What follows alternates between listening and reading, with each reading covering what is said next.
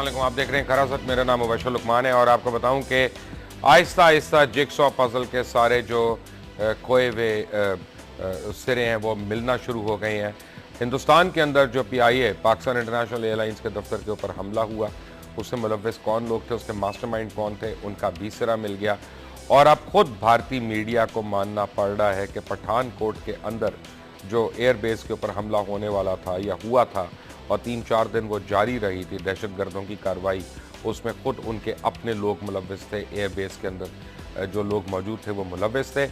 खरा सच को आज हम आपको वो तस्वीरें दिखाएंगे और आपको वो शक्लें दिखाएंगे और आपको नाम बताएंगे उन लोगों के कि जो कि इसके अंदर मुलव्वस हैं। हमें वो मौसूल हुई है और अब देखते हैं कि खुद हिंदुस्तान की गवर्नमेंट जो है इन चीज़ों के ऊपर क्या फ़ैसला करती है। मैं पहले अपने मेहमानों का आपसे तारुफ करवा दूं। आसिफ अली पोता साहब मैनेजिंग एडिटर हैं बागी टेलीविज़न के, किसी तारुफ के मोहताज नहीं हैं। और जनाब इस्लामाबाद से मुझे ज्वाइन कर रहे हैं जैद हामिद, सैयद जैद ज़मान हामिद, हमारे दोस्त हैं और सीनियर तजियाकार हैं। आप दोनों हज़रात का बहुत बहुत शुक्रिया। आप दोनों ज़रा मेरे साथ और बेयर करें। मैं आपको बताऊँ कि अब तक की इतलात के मुताबिक इन दो मुख्तलिफ हमले हैं। एक तो PIA के ऊपर हमला है, PIA के ऑफिस के ऊपर हमला है, और एक पठानकोट का हमला है। तो मैं दोनों का अलग अलग आपको बताता हूँ कि अब तक की इतलात के मुताबिक इस हमले की प्लानिंग बजरंग दल के दफ्तर मंगलोपुरी में हुई थी, मंगोलपुरी में हुई थी। और इस हमले का मास्टरमाइंड जो है रामकृष्ण श्रीवास्तव, मैं कोशिश करके इसकी तस्वीर भी आपको दिखवाता हूँ, और विनोद हंसाई जैसे नामी गिरामी हिंदू इंतहा पसंद हैं। रामकृष्ण श्रीवास्तव जो है वो इंतहा पसंद है, जो शब रात और ईदैन पे मुसलमानों के ख़िलाफ़ इससे पहले नफ़रत अंगेज़ मुहिमात चलाने और हिंदू आबादी को तशद्दुद की तरगीब देने की वजह से मशहूर है। और मौसूफ दिल्ली में VHP के जनरल सेक्रेटरी भी हैं, मौजूद हैं। और पाकिस्तान और मुस्लिम दुश्मनी बकौल इनके अपने खून के अंदर शामिल है। ये sorry I beg your pardon, मैं कोई जानबूझकर नाम गलत लेने की कोशिश नहीं कर रहा, मैं प्रोनाउंस करने की कोशिश कर रहा हूँ।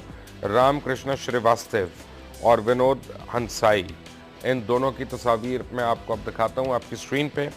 और आपको बताता चलूँ कि आप ये पहले देख लेंगे तो फिर आपको मैं इसके बाद आपको मैं इसका हाल बताता हूँ। ये बहुत ही इंपॉर्टेंट और ब्रेकिंग न्यूज़ है। खरा सच में आपको हम दिखा रहे हैं मास्टरमाइंड जो PIA के दफ्तर पे हमले के मास्टरमाइंड हैं, और जो पठानकोट एयरबेस के ऊपर हिंदुस्तान के अंदर जो हमला हुआ दहशतगर्दी का, उसके जो मास्टरमाइंड हैं। PIA हमले का दूसरा मास्टरमाइंड विनोद हंसाई भी किसी तारुफ का मोहताज नहीं है। ये बजरंग दल और RSS का ट्रेंड शिद्दत पसंद है। मुसलमानों के खिलाफ दंगा फसाद करवाना और पाकिस्तान से नफरत का बरमला इजहार इसकी पहचान है। और इस शख्स ने दिल्ली के अवाम को मुसलमानों से शब बरात के रोज़ बचाने के लिए एक हेल्पलाइन कायम की थी। शायद ये भूल गया था कि होली हिंदू खोलते हैं जहां अपनी माँ बहन को भी नहीं बख्शा जाता, जबकि शब बरात पे तो मुसलमान जो है वो सिर्फ इबादत करते हैं। और इन दो अशखास की प्लानिंग को अमली जामा संजीव झा, कुशोवा, ब्रजेंद्रा और अमित तिवारी जैसे लोगों ने यानी पहुंचाया कि जो लोग उसमें शामिल थे उनके नाम इन दो के अलावा संजीव झा, कुशावा, ब्रजेंद्रा और अमित तिवारी, ये इन लोगों की भी तस्वीरें मैं कोशिश करके आपको दिखाता हूँ। सवाल ये उठता है कि जब पाकिस्तान पठानकोट के हमले की तहकीकात पे ऑफिशियली मदद कर रहा है, एक जॉइंट इन्वेस्टिगेटिंग टीम जो है वो तश्कील दे दी गई है और पूरी कोशिश में है पाकिस्तान के इलाके में किसी तरह अमन हो और हमारा हमसाया मुल्क जो है वो उसके साथ बरादराना ताल्लुकात जो हैं उसमें खुशहाली और बेहतरी आए। ऐसे में ये हमला और इसकी प्लानिंग भारतीय सरकार से किस तरह से पोशीदा रही? क्या वाकई उनसे पोशीदा थी कि उनको पता था और वो इस हिंदू दहशतगर्दी को कंट्रोल नहीं कर सके? और उसके बाद अब तो लोगों के नाम आ गए और इनकी शक्लें भी नज़र आ गई और मीडिया तक भी ये बातें आ गई, जबकि खुद मीडिया, हिंदुस्तान का मीडिया अब ये मानने पे मजबूर हो गया है कि खुद हिंदू उनके शिद्दत पसंद जो हैं वो PIA के दफ्तर पे हमले के और पठानकोट एयरबेस के हमले में मुलव्वस हैं। तो फिर वो उसके ऊपर क्यों नहीं कुछ कर रहे? क्या आज भी कर्नल पुरोहित जैसे लोग जो हैं वो वहाँ पे हैं कि नहीं हैं? कहीं भारत जो है वो एक तरफ मौलाना मसूद अजहर का नाम लेके, बाय द वे मैं मौलाना मसूद अजहर का स्पोक्स पर्सन नहीं हूँ, मैं उनकी हक में नहीं बात कर रहा, लेकिन मैं कह रहा हूँ कहीं पे नाम लेके और कहीं पे पाकिस्तान के ऊपर ब्लेम करके अपने अंदर की जो छुपी हुई कमज़ोरियाँ हैं और जो सब कुछ है उनको कहीं उनके ऊपर पर्दा तो नहीं डाल रहा। सबसे पहले सैयद ज़ैद ज़मान हामिद साहब, सर आपका इस पे क्या एनालिसिस, जो मैंने इंट्रोडक्शन दी और मैंने आपको तस्वीरें भी दिखाई हैं, नाम भी बता रहा हूँ, मैं लोगों को आइडेंटिफाई करके दे रहा हूँ जो इन हमलों में मुलव्विस थे। ज़ैद साहब। मुबशिर, ये पाकिस्तानी कौम को ये बात आप समझाओ कि हम इंडिया में किस आइडियोलॉजी के साथ डील कर रहे हैं।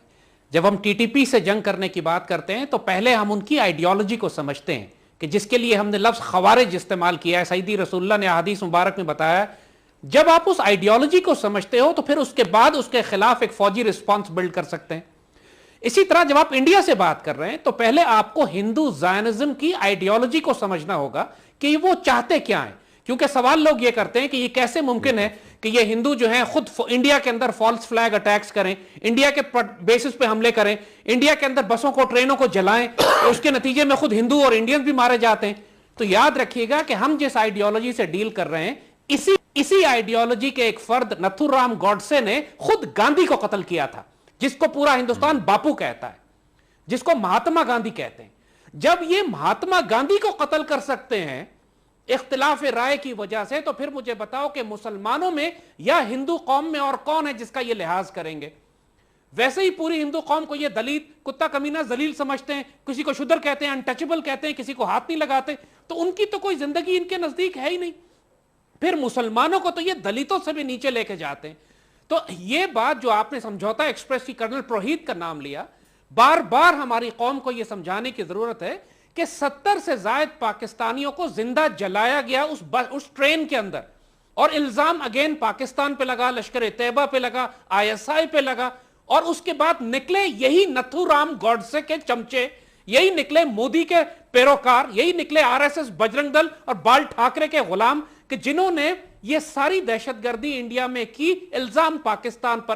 कोई इंडिया में होने वाली दहशतगर्दी ऐसी नहीं है जिसके पीछे आपको ये आरएसएस और बजरंग दल के दहशतगर्द ना मिलते हो, चाहे वो मालेगांव हो, चाहे मुंबई का अटैक हो, चाहे इंडियन की पार्लियामेंट पे अटैक हो, चाहे वो श्रीनगर में कार बम ब्लास्ट हो, चाहे वो गंगा का हवाई जहाज अगवा करने का ड्रामा हो। आप तारीख में पीछे चले जाइए, पाकिस्तान बनने से लेकर, गांधी के कत्ल से लेकर आज तक हर जगह आपको बाल ठाकरे की आइडियोलॉजी मिलेगी। ये हिंदू ज़ायनिस्ट साहब इस पे करते हैं, इनसे बात नहीं हो सकती। मैं अपने दूसरे मेहमान को भी शामिल गुफ्तगू कर लूं। पोता साहब, आपने सुना जो मैंने दिखा और आपने देखी तस्वीरें जो मैंने दिखाई?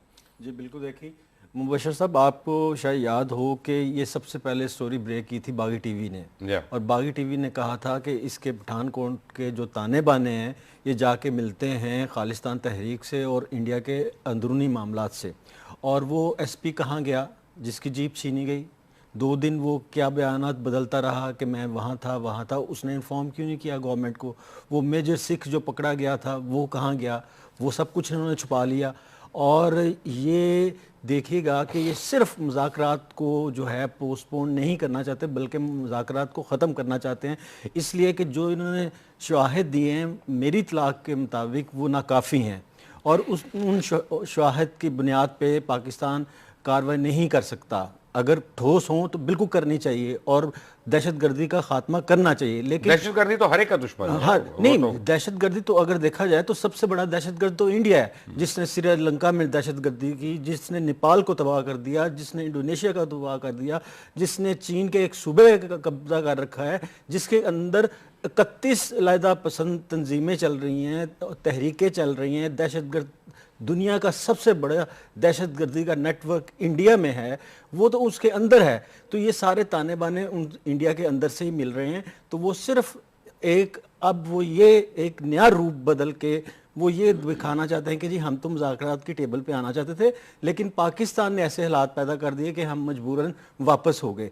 जबकि अगर जो नाम इन्होंने दिए हैं वो नाम अगर ना साबित हुए तो इन्होंने कहना कि जी जब तक आप गिरफ्तार नहीं करेंगे हम मुज़ाकरात नहीं करेंगे। ये इनके पास एक बहाना आ गया। और आपने जो देखा कि दिल्ली का जो मामला हुआ है, PIA के दफ्तर पर अटैक हुआ है, उस मामले में ये कहते हैं कि हम तहकीकात करेंगे, उसमें इन्होंने कोई कमेटी तश्कील नहीं दी। पाकिस्तान को ये कहते हैं कि हाँ, मैं कहता हूँ ये बहुत अच्छा हुआ है कि पाकिस्तान की एक बहुत कॉम्पिटेंट टीम जो है वो तश्कील दी है प्राइम मिनिस्टर ने, जो कि मुख्तलिफ इदारों से जिनका ताल्लुक है, वो जाएगी और पूछेगी और उनको इन्वेस्टिगेट करना चाहिए, उस SP को इन्वेस्टिगेट करना चाहिए, उस मेजर को करना चाहिए, वो सारे वेन्यू को देखना चाहिए। और देखिएगा दूध का दूध और पानी का पानी होगा और फिर इनको भागना पड़ेगा। हमें तो उन्होंने अजमल कसाब तक रिसाई तक नहीं दी, हमें तो उसको वकील करने नहीं दिया और उसके वकील को कत्ल कर दिया। और जितने पाकिस्तान में वाक़यात हुए हैं, वो वाघा बॉर्डर हो, वो अपना बलूचिस्तान में वाक़यात हों, वो आर्मी पब्लिक स्कूल हो, उसके शवाहिद हमने चीन को दिए, अमेरिका को दिए, बरतानिया को दिए, अफगानिस्तान को दिए, इंडिया को दिए। उस मामले में तो उन्होंने कोई गिरफ्तारियां नहीं। जैद साहब, आप सुना पोटा साहब ने क्या फरमाया? जी बिल्कुल ठीक फरमा रहे हैं। यानी बात देखिए, मुझे तो पहली बात इस बात की मुझे बहुत ज्यादा खुशी है कि एक जॉइंट इन्वेस्टिगेशन टीम पठानकोट जा रही है इसको तहकीक करने के लिए। यानी वो काम जो हम सालों से नहीं कर सके कि हमारी ISI और MI के ऑफिसर जाके खुद बनफ्से नफीस पठानकोट का सर्वे करें, सर्वेलेंस करें, उसकी रिकॉग्निशंस करें, ये काम खुद इंडिया मौका हमें दे रहा है कि आप आइए, इल्जाम हमने आप पे लगाया है। अब ये खुद फंस गए हैं कि अब पाकिस्तान ने टीम फॉर्म कर दी है, अब ये इनकार भी नहीं कर सकते क्यों अब हमारी टीम जाएगी और पठानकोट का वो बेस, वो सारी सीक्रेट इंस्टॉलेशन जो ये हमसे छुपा रहे थे, इंशाल्लाह हम खुद देख कर आएंगे। ये तो है बनिए की अकल का मामला। और जहां तक इसका ताल्लुक है, जैसे पोता साहब ने भी बात की कि कल की बात है कि पाकिस्तानी काउंसलेट जलालाबाद पर हमला हुआ, उसके बारे में कोई बात नहीं की जा रही पाकिस्तान फॉरेन ऑफिस की तरफ से कि वो इंडिया ने कराया है। यह बात बिल्कुल तय है कि TTP के एलिमेंट्स, क्योंकि दाइश ने क्लेम किया है ना, और ये हम जानते हैं कि दाइश असल में TTP का दूसरा नाम है जो अफगानिस्तान में मौजूद है और खुद इंडिया इनको पैटर्नाइज कर रहा है। Ajit Kumar Doval, Indian national security advisor, अपने मुंह से कह चुका है कि हम TTP को इस्तेमाल करके पाकिस्तान के खिलाफ 4th जनरेशन वॉर कर रहे हैं। तो इस अजीत कुमार डोवल के इस स्टेटमेंट के ऊपर आपने अभी तक उसको पूरी दुनिया में बेइज्जत क्यों नहीं किया? उसकी अपनी कन्फेशन मौजूद है, अपने मुंह से कह चुका है कि हम TTP को इस्तेमाल कर रहे हैं, दारुल देवबंद को इस्तेमाल कर रहे हैं पाकिस्तान के खिलाफ जंग करने के लिए। तो ये तो कन्फेशन स्टेटमेंट है, आपको कोई एविडेंस भी नहीं चाहिए, ये अपने मुंह से बोल चुके हैं पागल कहीं के, इकरार जुर्म कर चुके हैं।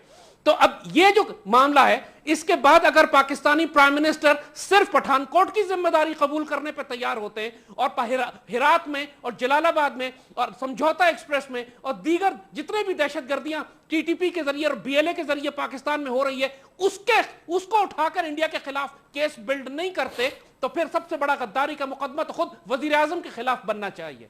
जी पोटा साहब, बिल्कुल सही कहा ज़ैद हामिद साहब ने कि वो तो कन्फेशन कर चुका। और दूसरा कर्नल जिसने समझौता, रोहित, उसने भी कन्फेशन किया है। तो ये क्यों नहीं कहते कि जी जब तक आप उसको हमारे हवाले नहीं करेंगे, उसके खिलाफ मुकदमा नहीं चलाएंगे, हम मार दिया ना, हम नहीं मार दिया, लेकिन उससे पहले इन्होंने क्यों नहीं कहा कि जी हम उस वक्त तक मुज़ाकरात नहीं करेंगे? ये क्यों नहीं कहते कि जी अफगानिस्तान में जो हमारे कौंसलेट पे हमला हुआ है और आज जो इंडोनेशिया में हुआ है, जकार्ता में हुआ है, वो सऊदी अरब और पाकिस्तानी कौंसल खाने के बाहर हुआ है हमला। तो ये क्यों नहीं कहते कि जी हमें जब तक आप उनको गिरफ्तार नहीं करेंगे हम मुज़ाकरात की टेबल पे नहीं आएंगे? ये तो बिस्ते जाते हैं, लेटते जाते हैं। क्यों है पाकिस्तानी जो है? मेरा ख्याल है कि जैसे कि लग रहा है कि जो खैर सगाली का कहा जा रहा था, किसी को खैर सरकारी कहा जा रहा था, वफद मोदी का वो सरमायादारी एक टूर था, तो ये इसलिए बिस्ते जा रहे हैं। और इस दफ़ा पाकिस्तान ये साबित करना चाहता है चलें जी ठीक है, हम माजी के तमाम मामलात को भूल जाते हैं, आएँ और हम करते हैं इन्वेस्टिगेशन। और देखिएगा जब ये इन्वेस्टिगेशन से भी भागेंगे और उस इन्वेस्टिगेशन को भी नहीं मानेंगे। यानी इसका मतलब यह है कि जो सेक्रेटरी लेवल की मुलाकात है उसको यानी इस बहाने की वजह से मुलतवी कर देना है इनडेफिनेट पीरियड के लिए। हाँ, हालांकि होना ये चाहिए था कि वो लाजमी होनी चाहिए थी, ताकि आपस में ये मालूमात शेयर करते, एक दूसरे को इत्माद में लेते।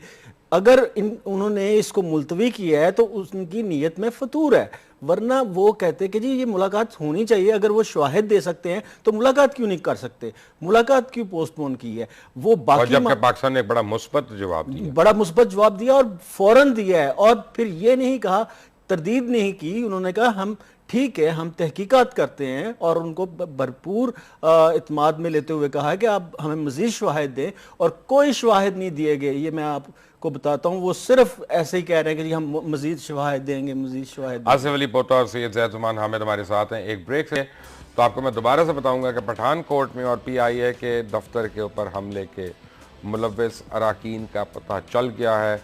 उनका ताल्लुक हिंदुस्तान की 2 शिद्दत पसंद हिंदू जमातों से है, और 5 और नाम मिले हैं कि जिन्होंने उनका उसमें हाथ बटाया। वो दहशतगर्द कौन है? एक ब्रेक के बाद। Take a break.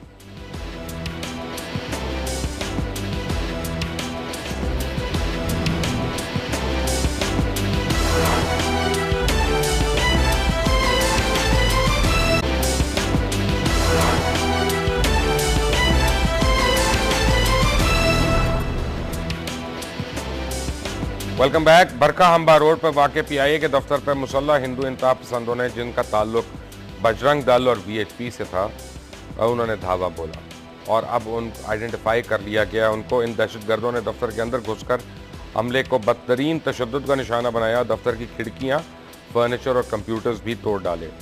और अब तक की इत्तलात के मुताबिक इस हमले की प्लानिंग बजरंग दल के दफ्तर मंगलोपुरी में हुई। हमले का मास्टरमाइंड रामकृष्णा श्रीवास्तव और विनोद हंसाई हैं। और रामकृष्णा श्रीवास्तव जो है वो एक नामी ग्रामी हिंदू पसंद है, जो शब-बरात और ईदैन पर मुसलमानों के खिलाफ नफरत अंगेज़ मुहिमात चलाने और हिंदू आबादी को तशद्दुद की तरगीब देने की वजह से मशहूर है। मौसूफ दिल्ली में VHP के जनरल सेक्रेटरी भी हैं, और पाकिस्तान और मुस्लिम दुश्मनी बकौल खुद उनके खून में शामिल है। PIA हमले का दूसरा मास्टरमाइंड विनोद हंसाई भी किसी तारुफ का मोहताज नहीं। ये बजरंग दल और RSS का ट्रेंड शिद्दत पसंद है। मुसलमानों के खिलाफ दंगा फसाद करवाना और पाकिस्तान से नफरत का बरमला इजहार इसकी पहचान है। इसने आपको मैं एक बैकग्राउंड दे दूं कि बजरंग दल है क्या। बजरंग दल विश्व हिंदू परिषद VHP का एक मिलिटेंट यूथ विंग है, और ये हिंदू इंतहा पसंद में VHP से भी एक कदम आगे निकले हुए हैं और हर तरह की पुरतशद्दुद कार्रवाइयाँ करने के माहिर हैं। इसका क़याम 1984 में उत्तर प्रदेश में हुआ। उसके बाद ये पूरे हिंदुस्तान में फैल गई। इस ग्रुप के भी राष्ट्रीय संघ की तरह 2500 के करीब अखाड़े चलाती है, जहां उन्हें जंग व जदल और जंग करने और दहशतगर्दी की ट्रेनिंग दी जाती है। ये वही बजरंग दल है जिसे बाबरी मस्जिद पर हमला करने के पर 1992 में कुछ देर के लिए बैन भी किया गया था। ये वही बजरंग दल है जो 2002 में गुजरात में नरेंद्र मोदी की हुकूमत में हिंदू मुस्लिम फसादात और 1000 से ज़्यादा मुसलमानों की कत्ल में पेश थी। 2003 में बानी मस्जिद धमाके किए। 2006 में बजरंग दल के 2 लोग बम बनाते हुए खुद ही मारे गए। बजरंग दल मुसलमानों को गुजरात में देख ही नहीं सकती और अक्सर इनके कारोबारों, दुकानों और जायदादों पर हमला करती है। 2008 में इन्होंने ईसाइयों के चर्च जलाए। हकीकत में शिवसेना, बजरंग दल, विश्व हिंदू परिषद और दीगर इंतहा पसंद हिंदू जमातें जो हैं मुसलमानों और पाकिस्तान की शदीद मुखालिफ हैं और पाकिस्तान को नुकसान पहुँचाने का कोई मौका हाथ से जाने नहीं देती।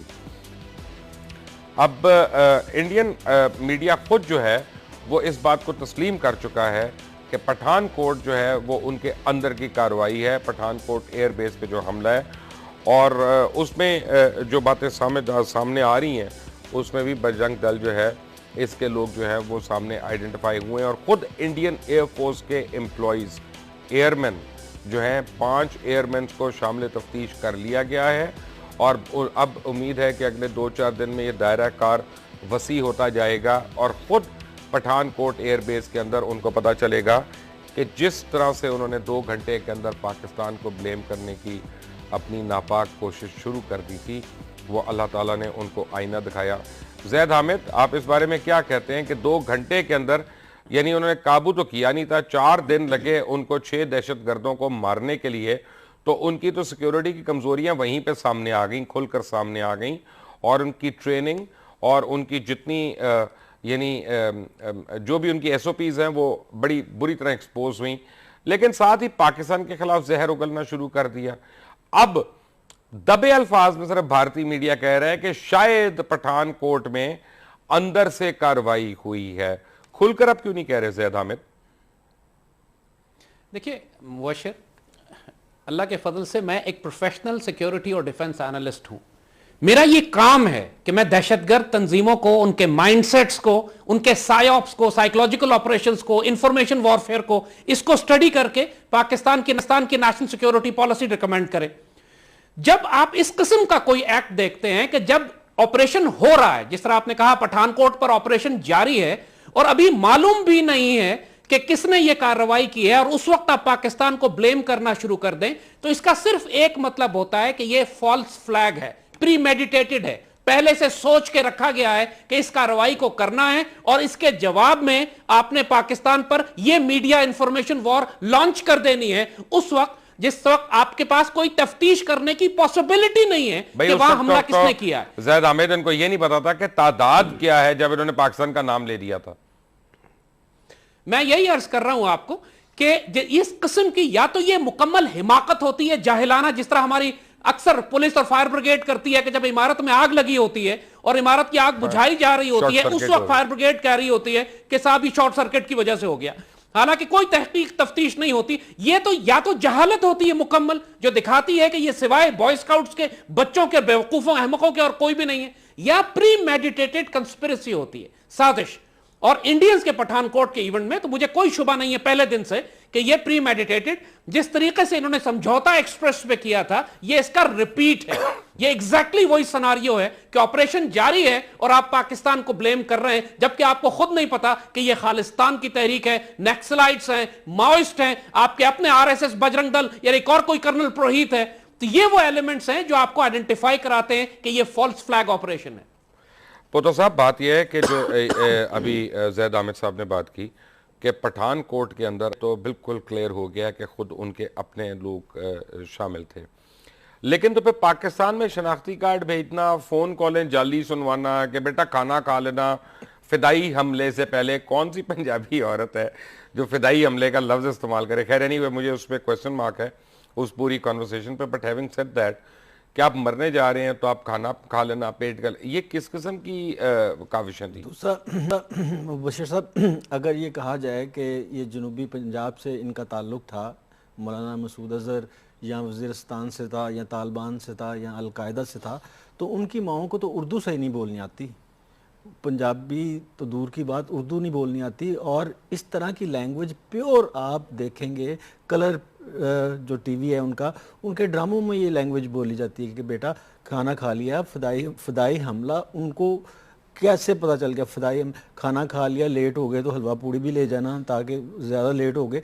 खाने से पहले लोग कहते हैं यार नमाज पढ़ ली है, अगर खुद कुछ हमला करना है तुमने, अगर इनकी ज़हनियत की बात की जाए, नमाज पढ़ ली है, वज़ू कर लिया, अल्लाह को याद कर लिया कि खाना खा लिया, खाना अजीज़ है मौत से ज़्यादा।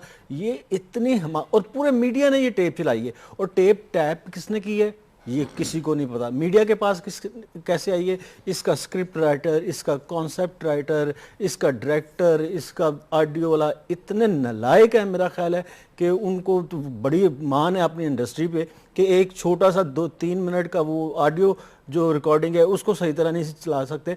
और मैं आपको बताऊं कि ये रिएक्शन जो है ये मोदी सरकार की पॉलिसियों का नतीजा है, जो कि उन्होंने कहा है कि जी हम 2020-21 तक मुसलमानों का, ईसाइयों का और सिखों का ख़ात्मा कर देंगे हिंदुस्तान से। तो सिख जो हैं वो दबे नहीं। आपको याद होगा कि उन्होंने जब सिख बड़ी दलेर कौम है, जब गोल्डन टेम्पल पे हमला हुआ था, गोल्डन टेम्पल पे हमला हुआ था, तो उन्होंने कनाडा में मुतवाज़ी हुकूमत बना ली थी, कायम कर ली थी। वो अपने आप को मजबूत कर रहे हैं और अब इन्होंने फिर सिखों से पंगा लिया है और सिख जो हैं वो फिर वहाँ पे जो है भरपूर कार्रवाइयों में मुलविस होने जा रहे हैं। लेकिन यहाँ पे तो खुद ट्रेसेस मिल गए हैं कि बजरंग दल शामिल है। वो इसमें तो सिखों के ऊपर ब्लेम करना गलत बात है। नहीं, ब्लेम करना गलत बात है, लेकिन उन्होंने जो यूज़ किया है, जो दिखाया है सामने, वो 1-2 सिखों को दिखाया है ताकि उनकी कार्रवाई करने से पहले ही उनको ख़त्म कर दिया जाए।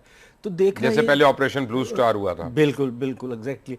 तो देखना ये चाहिए कि अब पाकिस्तान को इस, जैसे जायद अहमद साहब ने कहा है कि पाकिस्तान को तो ये बड़ा अच्छा मौका मिला है कि पाकिस्तानी टीम जाए वहाँ पे जाके इंक्वायरी करे, वहाँ पे जाके सारे, और पाकिस्तान में आप देखें ब्रिगेडियर नुमान सैयद हैं, उसमें कर्नल इरफान हैं, डॉक्टर उस्मान अनवर हैं, एडिशनल आईजी हैं, इतने कॉम्पिटेंट, और फिर वो लोग हैं कि जो पॉलिटिकल नहीं हैं। ये उस्मान अनवर एफआईए वाले? जी, डॉक्टर उस्मान। आप कहते हैं कॉम्पिटेंट, तो मैं मान लेता हूँ, वैसे मेरी अपनी राय मुख्तलिफ है। अच्छा चले, ऑनेस्ट हैं, यानी कि वो ये नहीं है, ये भी मुख्तलिफ है राय मेरी। अच्छा, आगे चलते रहे। अच्छा चले, बहरहाल एक कॉम्पिटेंट टीम बनी है। अच्छा, और ये टीम जरा मुझे इजाजत दीजिएगा। फरमाए बोले। डॉक्टर साहब माजरत चाहता हूं, थोड़ी सी एक चीज बीच में ऐड करना चाहता हूं, चूंकि इस वक्त पूरी पाकिस्तानी कौम सुन रही है कि इंडियंस फॉल्स फ्लैग ऑपरेशंस किस तरह करते हैं। अजमल कसाब के बारे में इन्होंने कहा कि ये एक पाकिस्तानी शहरी है, जियो ने इसके ऊपर पूरी डॉक्यूमेंट्री चला दी, पाकिस्तान को इल्जाम ठहराया, लेकिन इत्तेफाक से अजमल की इंटेरोगेशन वीडियो कहीं बाहर आ गई, जो वो पुलिस जख्मी हालत में लेटा हुआ पुलिस ऑफिसर को बयान दे रहा है, और उस बयान में वो ये कहता है कि मुझे भगवान माफ नहीं करेगा। मैं आपकी इत्तला के लिए अर्ज है जैद अहमद साहब कि वो वीडियो अल्हम्दुलिल्लाह खरा सच प्रोग्राम ने दिखाई थी और सबको ओपन की थी। तो आप इससे अंदाजा कीजिए कि जिस अजमल कसाब को यह कहते थे कि लश्कर तैयबा का पाकिस्तानी है, वो कौन सा ऐसा लश्कर तैयबा का मुजाहिद होगा कि जो आखिर में मरने से पहले कहे कि मुझे भगवान माफ नहीं करेगा। तो ये वो डिसइंफॉर्मेशन, ये प्रोपेगेंडा, ये सायोप्स हैं कि जो अल्फाज से आप अंदाजा लगा सकते हैं। मुंबई हमले में भी इन्होंने जो ऑडियो सुनाई थी, उसमें जो लहजा था कि जुल्म हो गया, ज्यादती हो गई, यानी वो जो बॉम्बे एक्सेंट है बॉलीवुड की फिल्मों का और नेता ने और सैनक ने, ये अल्फाज हिंदी के जो कोई पाकिस्तानी कभी इस्तेमाल नहीं कर सकता। जिस तरह डॉक्टर साहब ने अभी कहा कि बड़ी भौंडी स्क्रिप्ट के ऊपर इन्होंने पाकिस्तान को एक्यूज करने की कोशिश की है, लेकिन इसमें सिल्वर लाइनिंग ये है, इसमें पॉजिटिव बात ये है कि अब वो फंस गए। अब हमारी आईएसआई और एमआई की टीम जाएगी, हम प्रॉब्लम ये है जैद साहब, प्रॉब्लम ये है, मैं कुछ और देख रहा हूं। मैं ये देख रहा हूं कि जब इस तरह कोई वाकया होता है तो वो एक दिन में तो होता नहीं है। ये तो होता नहीं है कि आज मैंने सोचा कि जी जैद अहमद के घर का बल्ब जो है वो फ्यूज़ हो जाए और वो 2 घंटे के बाद फ्यूज़ हो गया, इस तरह तो नहीं होता। अब मैं जब मीडिया को फॉलो कर रहा हूँ और चंद कम चलाए जाने वाले टेकर्स और ख़बरें जब मैं फॉलो करता हूँ, तो मैं देखता हूँ कश्मीर में मस्क शुदा लाशें जो हैं वो दोबारा से बरामद होना शुरू हो गई हैं।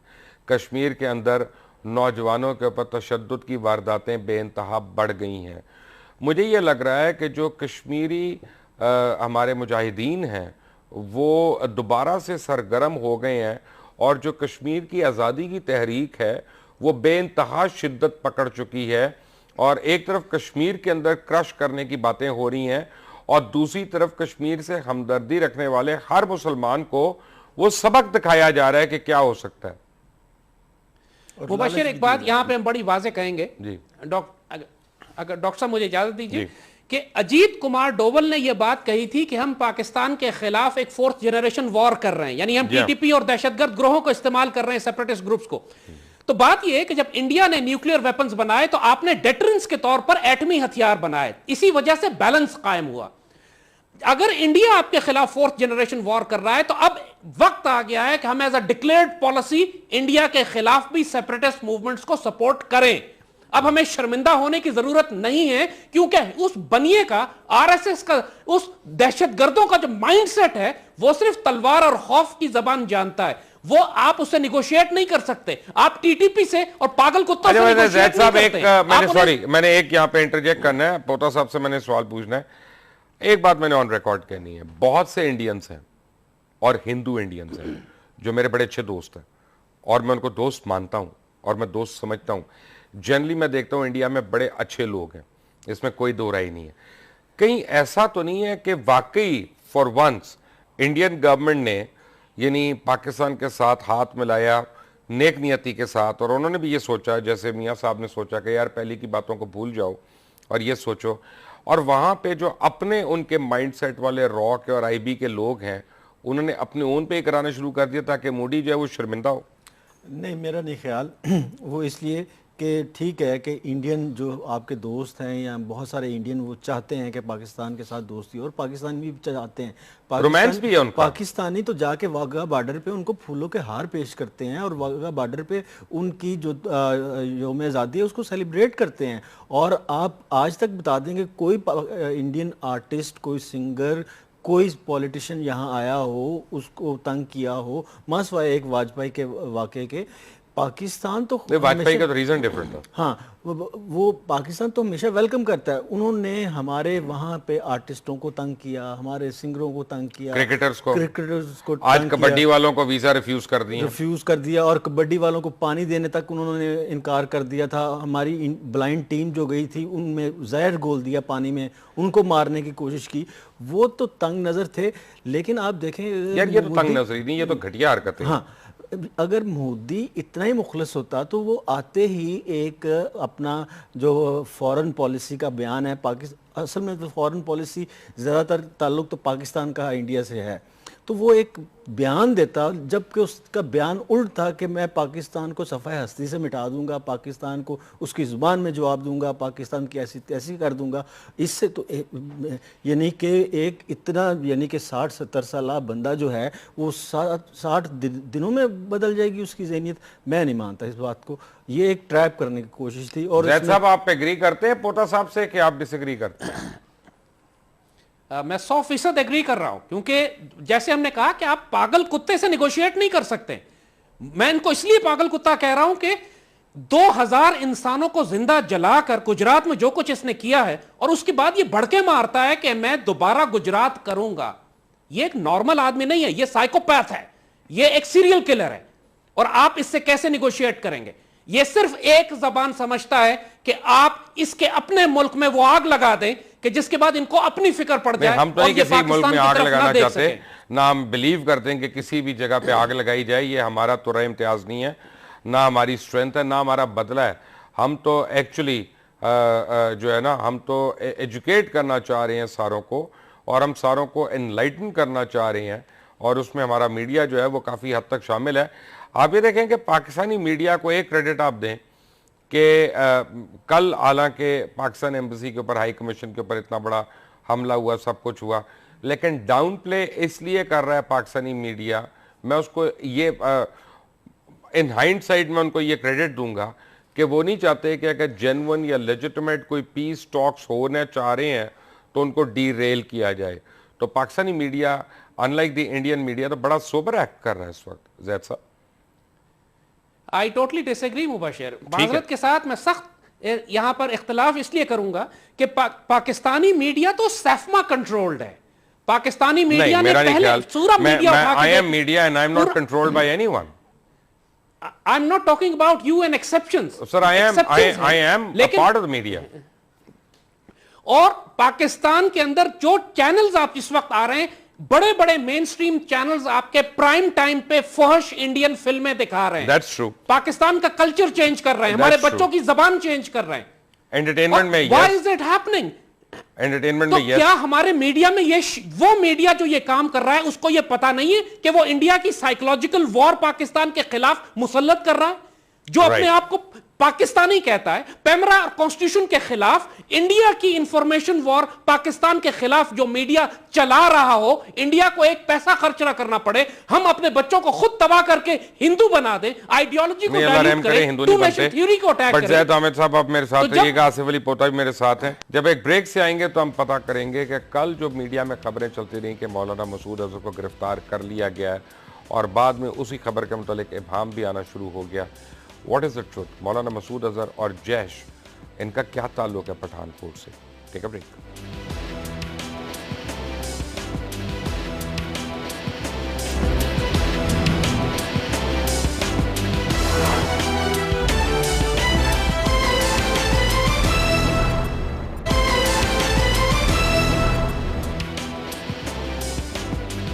Welcome back from the break. गुज़िश्ता रात आपको पता है कि पाकिस्तानी टीवी चैनल्स मसूद अजहर साहब की गिरफ्तारी की खबरें चलाते रहे, और फिर आज सुबह बयान आ गया वज़ारत ख़ारिजा के कि हम तस्दीक नहीं कर सकते उनको तहवील में लिया गया कि नहीं। वज़ीर आज़म हाउस का जो बयान था वो अलग था, ये अलग था, मीडिया पे अलग डिस्कशंस हो रही हैं। What is happening? पाकिस्तान की हुकूमत का तो आप जिक्र ही ना करें कि इस वक्त कल का जो आला सती इजलास हुआ उसमें सबसे अहम वहाँ पे पार्टिसिपेशन होनी चाहिए थी वज़ीर दिफा की, वो कहाँ है? उसका बयान कहाँ है? उसने क्या स्ट्रेटजी इख्तियार की है? उसने क्या दफाई हिकमत, उसको पता भी नहीं होगा कि हो रहा है ये। उसको, लेकिन ये है कि ये उम्मूमन देखा गया है, ख्वाजा आसिफ का बयान कुछ होता है, अपना ख्वाजा साद का बयान कुछ होता है, परवेज़ रशीद का बयान कुछ होता है। ये मेरा ख्याल प्लानिंग करके चलते ही नहीं, या जानबूझ के एक कन्फ्यूजन गवर्नमेंट क्रिएट करती है ताकि हम उनकी आंखों में आंखें डाल के बात ना कर सकें। और मेरा ख्याल है कि शायद इंटीरियर मिनिस्टर को और वज़ीर दिफा को पता भी ना हो कि मौलाना मसूद अज़हर है किधर और किसकी तहवील में है, वो अपने घर में है, हफाजत में है, या किसी एजेंसी के पास है। ये शायद मेरा नहीं ख्याल किसी मिनिस्टर को पता होगा। ये व्हाट हैपेंड यस्टरडे ज़ैद हामिद? देखिए मुबशिर, एक थोड़ा सा आपके सवाल के जवाब में थोड़ा बैकग्राउंड में मैं जाऊंगा कि ये बात समझना बहुत जरूरी है कि जब अजीत कुमार डोवल ये कह रहा है कि मैं टीटीपी के एलिमेंट्स को पाकिस्तान के खिलाफ इस्तेमाल कर रहा हूं, तो ये समझिएगा कि टीटीपी में बहुत सारे ऐसे एलिमेंट भी चले गए हैं जो एक जमाने में प्रो पाकिस्तान समझा जाते थे। मसलन असमतुल्ला माविया है, इलियास कश्मीरी है, मेजर मस्तगुल है, ये सब लोग हैं जो पहले एक जमाने में कश्मीरी जहाद के साथ वाबस्ता थे, और उसके बाद इनको अजीत कुमार डोवल ने इनकी तकफीरी और खवारिज आइडियोलॉजी को एक्सप्लॉइट करते हुए, इनके दारुल देवबंद को एक्सप्लॉइट करते हुए इनको पाकिस्तान के खिलाफ कर लिया। लिहाजा जो जिहादी एलिमेंट्स पाकिस्तान में मौजूद हैं, जो एक जमाने में कहीं अफगानिस्तान में होंगे या मुल्ला उमर के साथ होंगे, पाकिस्तान को उनको इन्वेस्टिगेट जरूर करना चाहिए, क्योंकि यह बहुत सेंसिटिव मामला है। यह हो चुका है कि बड़े बड़े कुछ बड़े जहादी नाम जो थे वो कॉम्प्रोमाइज हुए, उनको पेनिट्रेट किया इंडियन इंटेलिजेंस ने। लिहाजा यह इन्वेस्टिगेट करना तो हर वक्त बनता है कि पाकिस्तान के अंदर जो ग्रुप्स प्रो पाकिस्तान जिहादी भी हैं तो उन पर निगाह रखी जाए, क्योंकि हम एक हालत जंग में हैं जिसमें लॉयल्टीज चेंज हो जाती हैं, जिसमें लोग खरीदे और बेचे जाते हैं, गद्दारियां होती हैं, मुनाफिक मौजूद होते हैं। यह हमारी उम्मत में 1400 साल से होता आया, कोई नई बात नहीं है। लिहाजा अगर इस एनवायरनमेंट की वजह से कोई रोग एलिमेंट्स ऐसे हैं, क्योंकि मेरा यह ख्याल है कि जब इंडिया टीटीपी के जरिए जलालाबाद पे अटैक करवा सकता है, तो इसी टीटीपी के कुछ एलिमेंट्स को इंडिया के अंदर भी इस्तेमाल कर सकता है और बाद में इल्जाम पाकिस्तान पर दिया जाए, जो कि एक लार्जर कंस्पिरेसी का हिस्सा हो। आपको गंगा जहाज का अगवा याद है कि गंगा जहाज जो अगवा किया गया उसमें कुछ कश्मीरी मुजाहिदीन का नाम आया, बाद में पता लगा कि वो रॉ की एक साजिश थी कि जिसके तहत उन्होंने ईस्ट पाकिस्तान के लिए ओवरफ्लाइट्स हमारी बंद करवा दी। तो इन सारे एलिमेंट्स को भी ध्यान में रखिए। हर अटैक जो इंडिया में हो रहा है वो मुजाहिदीन नहीं कर रहा है। मुझे एक बात बताएं, मुझे एक बात जरूर बताएं, and I am sure you have an answer to this. मैं बड़ा कंफ्यूज्ड हूं कोई 3-4 महीने से। एक यानी मैं कायल हो गया हूं अपनी जात में कि इंडियन इंटेलिजेंशिया जो है, may be it is not so bright after all. मैं उनके ऊपर को खुदा न खास्ता कदगन नहीं लगा रहा, मैं उनको I am not trying to slander, but अगर एक कबूतर को हिरासत में ले लिया जाए ये कह के कि ये आईएसआई का एजेंट है, यानी ये मुझे बताएं कि किसको क्या समझा रहे थे, वो क्या बता रहे थे? कोई बंदा होता, कोई जाली अजमल कसाब होता, कोई कर्नल पुरोहित होता, तो चलो मुझे समझ आता कि एक बंदा है फिजिकली।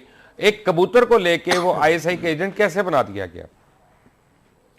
मैं आपको मुबशिर यही बात हम कर रहे हैं, और उसके ऊपर आपने देखा कि फिर पूरे पाकिस्तान में कितने ज्यादा उसके ऊपर कार्टून बने, उसके मजाक बना, उसके जेपैक्स बनाए गए कि मुख्तलिफ कबूतर आईएसआई के यूनिफॉर्म में इंडिया पे अटैक कर रहे हैं। तो वो एक पैरानॉइड, खौफजदा और दहशतजदा कौम की निशानी है। यही बात हम आपको बता रहे हैं कि आप नॉर्मल लोगों से डील नहीं कर रहे हैं, आप उन लोगों से डील कर रहे हैं कि जो मखबूतुल हवास हैं, शैतान ने इनको छू के बावला किया हुआ है। ये इंसेन हो चुके हैं, अपने रेज में, अपने गुस्से में बावले हो चुके हैं ये लोग। इनसे आप निगोशिएट नहीं कर सकते। पोता साहब, अगर मुझे कोई ये भी कहते, या मैं पढ़ता उधर इंडियन मीडिया पे कि कबूतर की कोई सर्जरी की थी और उसके अंदर कैमरा चिप लगाया हुआ था और उसको उड़ाया हुआ था, फिर भी चलो मुझे समझ में आता। वो नॉर्मल सही सलामत कबूतर और वो जेल में सलाखों के पीछे उसकी तस्वीरें भी आ रही हैं। वो व्हाट्स गोइंग ऑन? मुबशिर साहब, इंडिया के एक्स रॉ के चीफ ने टेलीफोन पे इसी तरह बात उससे हुई, तो उसको हमने कहा कि आपकी राह जो है हमारे बलूचिस्तान में और पाकिस्तान में जो है वो बहुत दहशतगर्दी में इन्वॉल्व है। उसने कहा वो तो नालायक ही इतनी है, वो तो इस काबिल ही नहीं है। मैंने कहा शुक्र है कि आपने ये माना कि आपकी राह इतनी नालायक है और वो इस काबिल नहीं है, लेकिन आप फिर उससे ज़्यादा नाअहल और नालायक हैं कि आप उस नाअहल रॉ के कहने पे आपकी वजारत दाखिला, आपकी वजारत खारजा, आपका प्राइम मिनिस्टर चलता है और पाकिस्तान पे इल्ज़ामात लगाते हैं।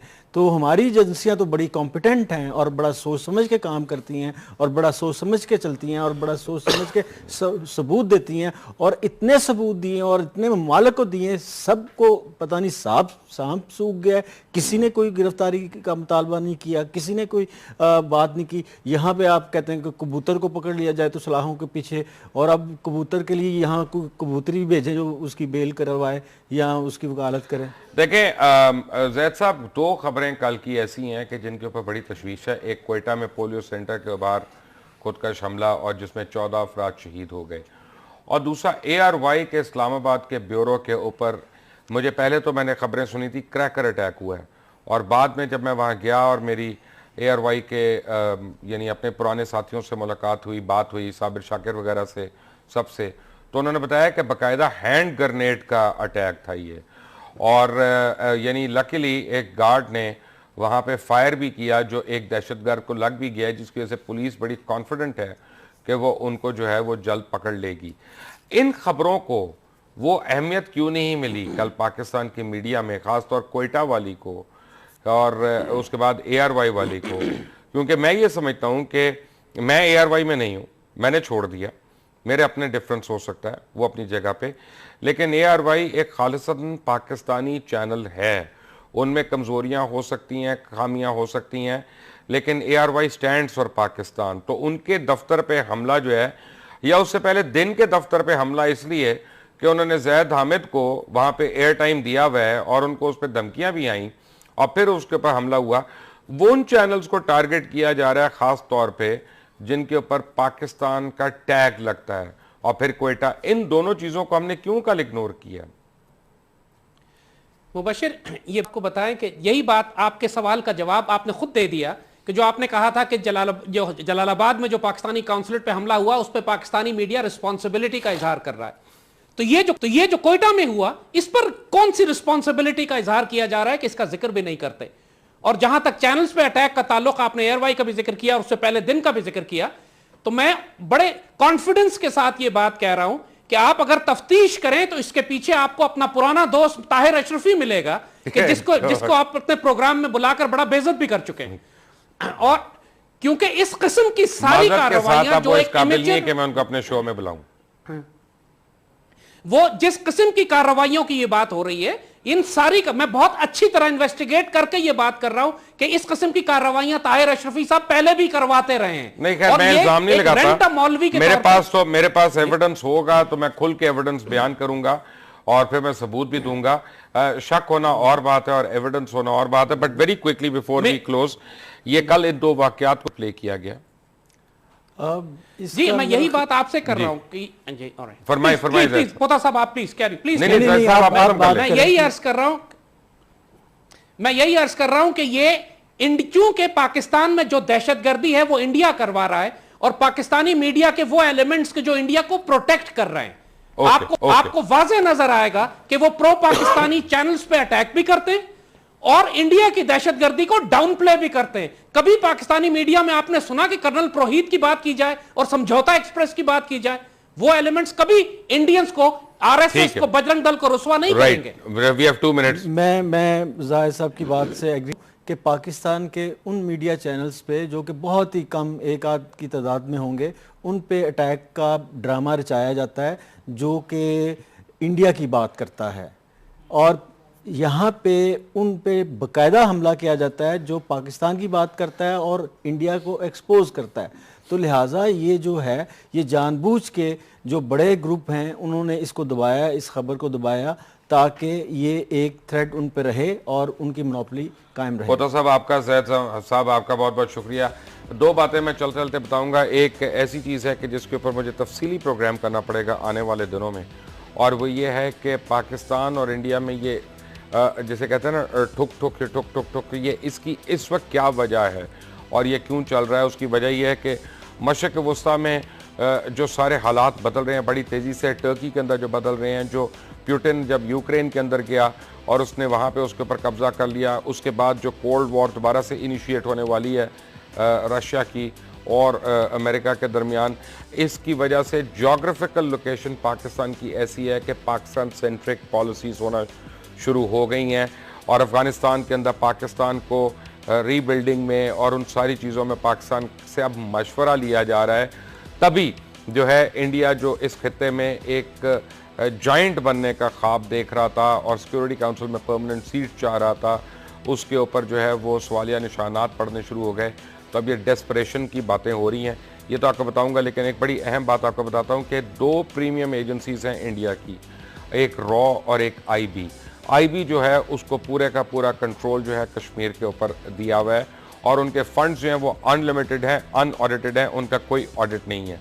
गुज़िश्ता कई सालों से रॉ और आईबी के अपने अंदर जंग चल रही है to take over Kashmir. IB जो है वो रॉ को जलील करवाने की कोशिश करती रहती है और रॉ जो है वो कश्मीर के अंदर आईबी को सुबकियाँ दिलवाने की कोशिश करती रहती है। और इन दोनों के जो फॉल आउट इल्ज़ामात हैं वो इंडियन गवर्नमेंट जो है मजबूरी में पाकिस्तान के ऊपर ज़रूर लगाती है, लेकिन अल्लाह करेगा कि इंशाल्लाह आने वाले दिनों में दूध का दूध और पानी का पानी होगा और PIA के दफ्तर पे हमला करने और ख़ुद पठानकोट के अंदर शामिल अफराद के, गद्दारों के नाम खुद भारतीय हुकूमत आपके सामने लेके आएगी, जो आज आपने खरा सच में देखे। अंटिल टुमारो, अल्लाह हाफिज़।